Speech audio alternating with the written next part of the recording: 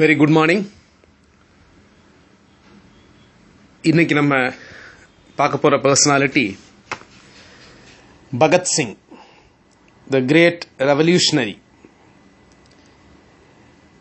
1907 1931 அவருடைய காலம். இவரோட குரு யார்? இவரை யாரை ஃபாலோ பண்ணி யாரால இன்ஸ்பயர் ஆனார் அப்படின்னு பார்த்தீங்கன்னா, கர்த்தார் சிங் சராபா. இந்த Kartar Singh Sarabha associated with Ghadar party. இந்த காதர் கான்ஸ்பிரசி 1915 பார்த்தீங்கன்னா, இந்த கர்த்தார் சிங் சராபா லாகூர் ஜெயிலில் அடைக்கப்பட்டு அங்கே தூக்கிலிடப்பட்டார். அவரோட பீரியட் பார்த்தீங்கன்னா 1896 to 1915, அதாவது 19 வயதில் தூக்கிலிடப்பட்டார். பகத்சிங் 23 வயதில் தூக்கிலிடப்பட்டார்.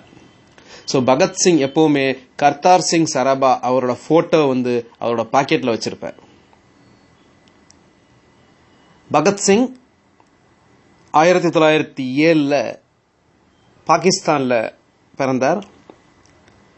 பின்னாடி ஸ்கூல் பார்த்தீங்கன்னா அவர் 13 வயசுலேயே கிட்டத்தட்ட ஸ்கூல் படிப்பை நிப்பாட்டார். அப்போ காந்திஜி என்ன சொன்னாங்க அப்படின்னா, 1921 அதாவது நான் கோஆபரேஷன் மூவ்மெண்ட் நடந்த சமயத்தில் காந்திஜியோட இன்சிடென்ட்ல, ஏன்னா இவருடைய ஃபாதர் பார்த்தீங்கன்னா கிசான் சிங், அவர் சப்போர்ட்டர் ஆஃப் காந்திஜி. ஸோ அதனால on the insistence of Gandhiji நிறைய பேர் பார்த்தீங்கன்னா கவர்மெண்ட் காலேஜஸ் இதெல்லாம் வெளியே வந்துட்டாங்க. அப்போ national college of Punjab kesari,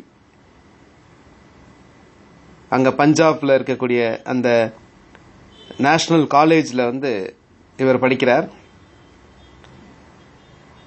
அங்கதான் பார்த்தீங்கன்னா இவரோட கிளாஸ்மேட்ஸ் சுக்தேவ், நமக்கு தெரியும் பகத்சிங், சுக்தேவ், ராஜ்குரு 3 பேரும் சேர்ந்து தான் தூக்கிலிடப்பட்டார்கள் 1931. ஸோ இவரோட கிளாஸ்மேட் சுக்தேவ். அந்த சமயத்தில் பார்த்தீங்கன்னா இவருக்கு மேரேஜ் பண்ணி வைக்க வீட்டில் சொன்னாங்க.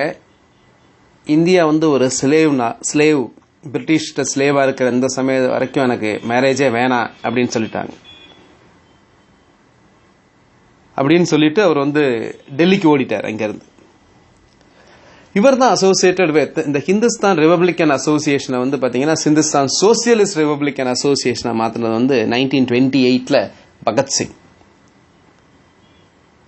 1926 ஹி எஸ்டாப்ளிஷ்ட் நவ்ஜவான் பாரத் சபா. இது எக்ஸாம்ல கேட்பாங்க. Naujawan Bharat Sabha established by Bhagat Singh, Sukhdev, Bhagwati Charan. இவங்க அந்த 3 பேர், இந்த பகத்சிங், சுக்தேவ், பகவதி சரண் பாத்தீங்கன்னா இது ஆரம்பிக்கும் போது signed declaration with their blood. அதை ஒரு அந்த டெக்ளரேஷன் இருக்குல்ல, அந்த அறிக்கையை பாத்தீங்கன்னா அந்த இதை பாத்தீங்கன்னா அவங்க அவங்களுடைய பிளட்டை வச்சு எழுதினாங்க. பகத்சிங்கோட வில் பவரை டெஸ்ட் பண்றதுக்காக 20 நிமிஷத்துக்கு மேல தீ எரியுதுல, ஃபிளேம் கேண்டில், அது மேல அப்படியே கையை வச்சிருந்தார். அவரோட கையெல்லாம் எரிஞ்சு போச்சு. அதுக்கப்புறம் அவரோட ஃப்ரெண்ட்ஸ் எல்லாம் சொல்லி அவரோட கையை ரிமூவ் பண்ண சொன்னாங்க.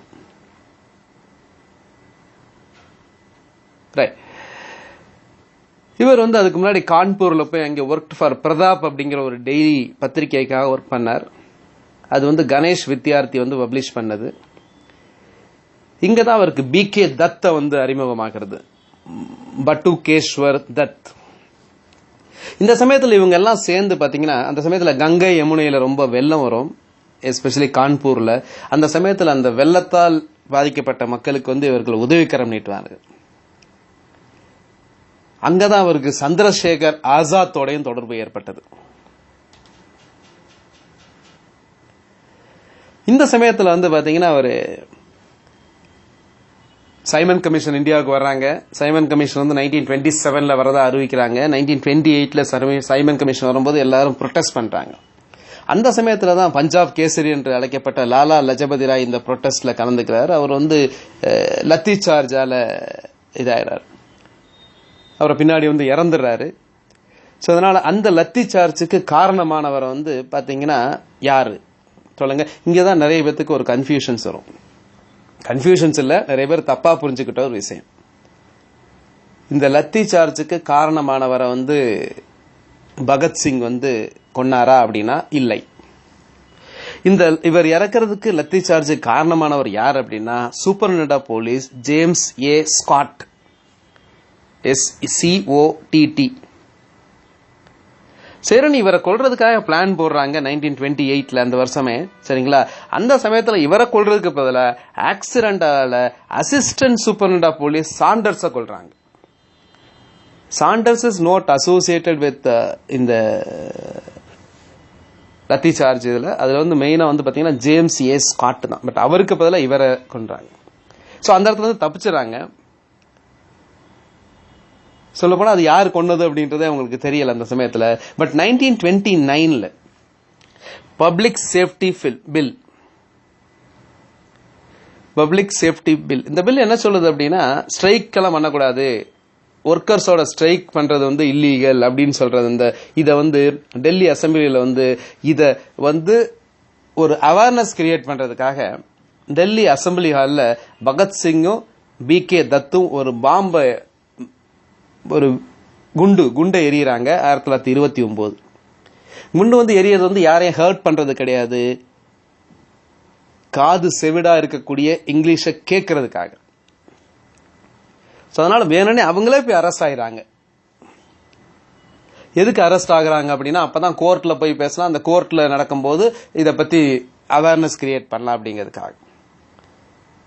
இந்த சமயத்துலதான் அந்த ஷவுட்டட் அவங்க ரெண்டு பேரும் பாத்தீங்கன்னா Bhagat Singh and Dutt Inquilab zindabad, long live the revolution அப்படின்னு சொல்லி ஷவுட் பண்றாங்க.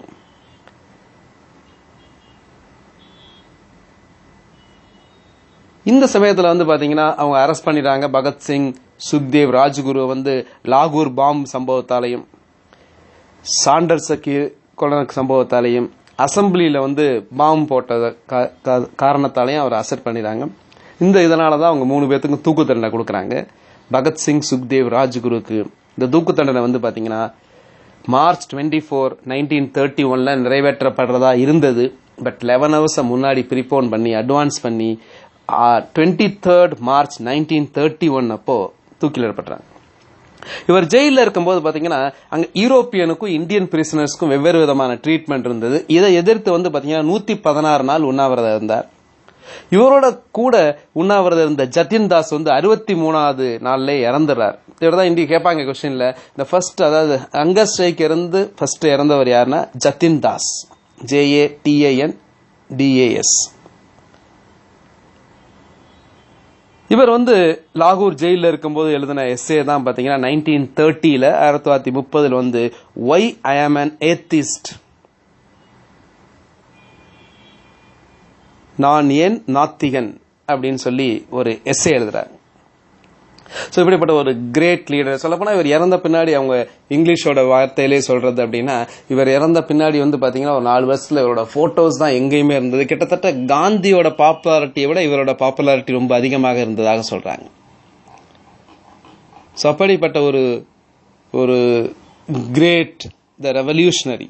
சரிங்களா, இவர் தான் பாத்தீங்கன்னா பின்னாடி வரக்கூடிய எல்லா ரெவல்யூஷனரிஸ்க்கும் இந்தியாவில் பாத்தீங்கன்னா 2 ஸ்கூல் ஆஃப் தாட் இருந்தது இந்தியன் ஃப்ரீடம் ஸ்ட்ரகிள். ஒன்னு பாத்தீங்கன்னா நான் வயலன்ஸ் அகிம்சை வழி அட்வொகேட்டட் பை காந்திஜி.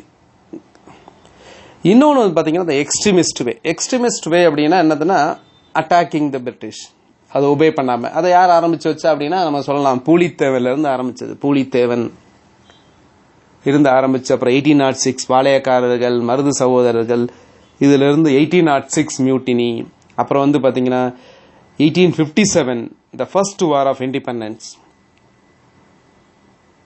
அதுக்கப்புறம் பாத்தீங்கன்னா நிறைய பேர் இதை எடுத்தாங்க. ஸோ அந்த இதில் இந்த கான்ஸ்பரன்சி ஈவன் நிறைய பேருக்கு இந்த எக்ஸ்ட்ரீமிசம் இதுக்கு பாத்தீங்கன்னா ஒரு கிட்டத்தட்ட ஒரு யார ஒரு இதுவா வச்சிருந்தாங்க குருவானா பாத்தீங்கன்னா பகத்சிங்.